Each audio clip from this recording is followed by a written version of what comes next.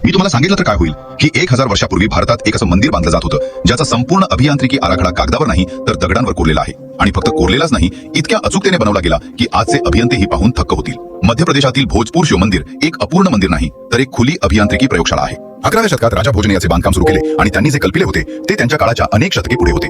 या मंदिरात एक विशाल शिवलिंग आहे ज्याची उंची सुमारे 7 ते 8 फूट आहे आणि त्याचा पाया इतका मोठा आहे की पूर्ण माणूस त्याच्या समोर लहान वाटू लागतो. पण खरे रहस्य याच्या आत नाही, ते याच्या बाहेर दडलेले आहे. मंदिराच्या आजूबाजूच्या खडकांवर आजही खांबांचे डिझाईन, भिंतींचे कट आणि संपूर्ण संरचनेचा फ्लोअर प्लॅन अगदी अचूक प्रमाणात कोरलेले आहेत. हे फक्त रेखाचित्र नाही, हा संपूर्ण अभियांत्रिकी ब्लूप्रिंट आहे. खांब कसे बनवले जातील, घुमटाचा कोन किती असेल, माप, आकडेमोड, गणित भूमितीनं दगडात कोरले.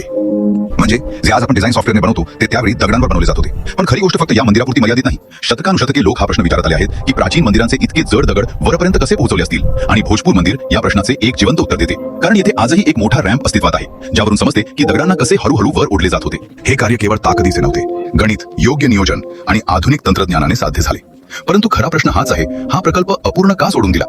हे आजही एक रहस्य आहे. कारण ना युद्धाची स्पष्ट नोंद आहे, ना कोणत्याही आपत्तीचा ठोस पुरावा. फक्त एक अपूर्ण मंदिर जे आजही शांत उभे आहे. ही काही एलियन तंत्रज्ञान नव्हते, हे होते प्राचीन भारताचे मूळ विज्ञान आणि अद्भुत अभियांत्रिकी आणि कदाचित भक्ती देखील. कारण हे मंदिर फक्त बनवले जात नव्हते, ते महादेवाला समर्पित केले जात होते. जर या रहस्याने तुमच्याही अंगावर शहारे आणले असतील तर कमेंटमध्ये हर हर महादेव लिहा आणि हा व्हिडिओ प्रत्येक भारतीयांपर्यंत नक्की शेअर करा.